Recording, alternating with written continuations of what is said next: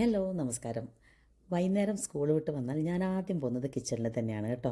ഞാൻ Saturday Sunday ആകുമ്പോൾ എന്തെങ്കിലുമൊക്കെ പെട്ടെന്ന് കഴിക്കാൻ പറ്റുന്ന ഉണ്ടാക്കി വെക്കാറുണ്ട് കേട്ടോ. അപ്പോൾ ഞാൻ ഈ സാറ്റർഡേ സൺഡേ നെല്ലിക്ക വെച്ച് ഒരു വിഭവം ഉണ്ടാക്കിയിട്ടുണ്ടായിരുന്നു. അത് ആണ് എനിക്ക് ആദ്യം കിട്ടിയത്. എന്തായാലും സ്വീറ്റാണ്, അതുകൊണ്ട് തന്നെ എനിക്ക് ഒരുപാട് ഇഷ്ടമാണ് കേട്ടോ. എൻ്റെ എക്സ്പ്രഷൻ കണ്ടാൽ തന്നെ അറിയാമല്ലോ, നല്ല ടേസ്റ്റാണ് കേട്ടോ. നിങ്ങൾ എന്തായാലും ഉണ്ടാക്കി വെക്കണേ. അപ്പോൾ എന്തായാലും ഞാൻ ഒരു 500 ഗ്രാം കേട്ടോ, 1/2 കിലോളം നെല്ലിക്ക ഇതുപോലെ ഒന്ന് ആവി കയറ്റിയെടുക്കണം. ഒത്തിരി അങ്ങ് വെന്ത് ഉടയേണ്ട കാര്യമൊന്നുമില്ല, ജസ്റ്റ് ഒന്ന് സോഫ്റ്റ് ആയാൽ മതി കേട്ടോ അത്. അങ്ങനെ ഞാൻ 1/2 കിലോ നെല്ലിക്ക എല്ലാം റെഡിയാക്കി വെച്ചിട്ടുണ്ട്. ഇതൊന്ന് ചെറുതായിട്ടൊന്ന് തണുക്കട്ടെ. അപ്പോൾ ബൈ ദ ടൈം നമ്മൾ അതിൻ്റെ കുരുവൊക്കെ മാറ്റി, എല്ലാ കുരുക്കളും മാറ്റി ഇതിനൊന്ന് അരച്ചെടുക്കണം. അതാണ് ആദ്യത്തെ പണി കേട്ടോ. പിന്നെ ഇതൊരു മധുരമാണല്ലോ, അപ്പോൾ അതിന് വേണ്ടുന്ന ശർക്കരയും കൂടെ റെഡിയാക്കി വെക്കണം.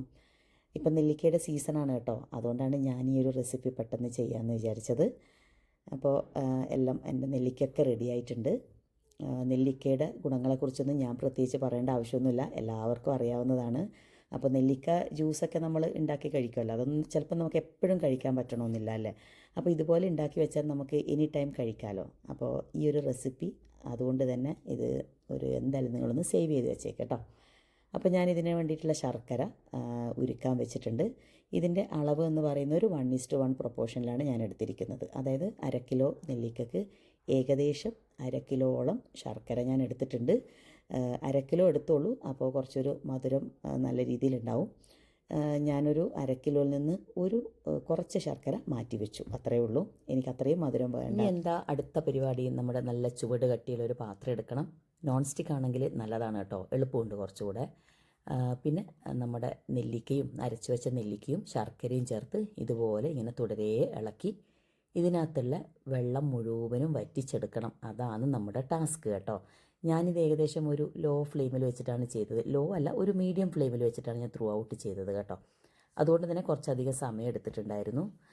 ഞാൻ പതുക്കെ ഇത് ചെയ്യുന്ന കൂട്ടത്തിൽ എൻ്റെ മറ്റുള്ള കാര്യങ്ങളൊക്കെ ഞാൻ ചെയ്തു. അതുകൊണ്ട് തന്നെ ഞാൻ ഒരു ലോ അല്ല, ഒരു മീഡിയം ഫ്ലെയിമിൽ ഇട്ടിട്ടാണ് ചെയ്തിട്ടുണ്ടായിരുന്നത്. അപ്പോൾ അധികം സമയം എടുത്തു കേട്ടോ. അപ്പോൾ ഇതിനെ നന്നായിട്ടൊന്ന് ഇളക്കി വെള്ളം വറ്റട്ടെ കേട്ടോ. എന്നിട്ട് നമുക്ക് ബാക്കി പരിപാടികളൊക്കെ ചെയ്യാം.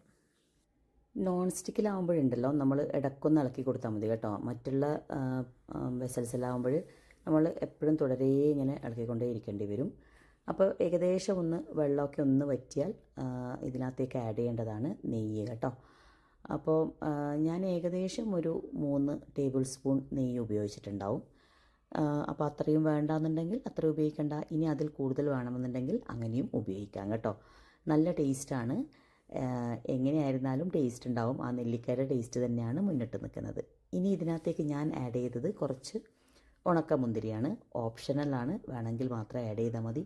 പക്ഷേ ഇതിൻ്റെയും കൂടെ ഗുണം അതിനകത്ത് കിട്ടുമല്ലോ, അപ്പോൾ അതുകൊണ്ട് ഞാനതങ്ങ് ആഡ് ചെയ്തു. പിന്നെ ഇതിനകത്തേക്ക് ഞാൻ ആഡ് ചെയ്തത് കുറച്ച് ചുക്ക്, ഡ്രൈ ജിഞ്ചർ, പിന്നെ കുറച്ച് 1-2 ഗ്രാമ്പൂ, പിന്നെ കുറച്ച് ഏലക്കായ കേട്ടോ. ഇതൊക്കെ നന്നായിട്ടൊന്ന് പൊടിച്ചിട്ട് ഇതിനകത്തേക്ക് ആഡ് ചെയ്തു. എന്നിട്ട് നന്നായിട്ടങ്ങ് മിക്സ് ചെയ്യുക. ഞാൻ നെയ്യ് ആഡ് ചെയ്തത് തന്നെ ഓരോ അങ്ങനെ നമ്മുടെ നെല്ലിക്ക മധുരം അല്ലെങ്കിൽ നെല്ലിക്ക രസായനം ഓൾമോസ്റ്റ് റെഡിയാണ് കേട്ടോ. ഈ ഒരു സ്റ്റേജിൽ നമുക്ക് ഇറക്കി വെക്കാം. ഇനി അതല്ല കുറച്ചുകൂടെ ഒരു ഡ്രൈ ആയിട്ട് വേണമെന്നുണ്ടെങ്കിൽ ഒരു 5 മിനിറ്റ് കൂടെ ലോ ഫ്ലെയിമിലിട്ടിട്ട് ഇങ്ങനെ ഇളക്കി കൊടുത്താൽ മതി കേട്ടോ. ഞാൻ കുറച്ചുകൂടെ ഡ്രൈ ആക്കി എടുക്കാനാണ് വിചാരിക്കുന്നത്. അപ്പോൾ ടുവേർഡ്സ് എൻഡിൽ ഞാൻ കുറച്ചുകൂടെ നെയ്യ് ആഡ് ചെയ്യുന്നുണ്ട് കേട്ടോ. അപ്പോൾ ഇതൊക്കെ ഓപ്ഷണലാണ്. നമുക്ക് ആദ്യം ആഡ് ചെയ്ത നെയ്യ് മതിയെങ്കിൽ അത് ഓക്കെയാണ് കേട്ടോ. ഇനി ഒന്ന് ചൂടാറുമ്പോഴേക്കും ഇത് കുറച്ചുകൂടി ഒന്ന് ഡ്രൈ ആയിട്ട് വരണം. ആ ഒരു രീതിയിലാണ് ഞാനിതിനെ ഉണ്ടാക്കിയെടുക്കുന്നത് കേട്ടോ. ഇനി ഇപ്പം ഞാൻ ഇറക്കി വെച്ചു. എന്നിട്ട് അതൊന്ന് ചൂടാറുമ്പോഴേക്കും കുറച്ച് നല്ല ഡ്രൈ ആയിട്ട് കിട്ടും. അതിനെ നമ്മൾ നല്ല ഡ്രൈ ആയിട്ടുള്ള ഒരു പാത്രത്തിൽ സൂക്ഷിച്ച് വെച്ചാൽ മതി. ഇത് നമുക്ക് ഫ്രിഡ്ജിൽ വെക്കണമെന്നില്ല, വെളിയിൽ സൂക്ഷിക്കാം കേട്ടോ. എന്തായാലും ഒരു മസ്റ്റ് ട്രൈ ആണ്. നിങ്ങൾക്ക് എന്തായാലും ഇഷ്ടപ്പെടും കേട്ടോ ഇത്. അപ്പോൾ വീഡിയോ ഇഷ്ടപ്പെട്ടാൽ ഒരു like and comment. See you in the next video.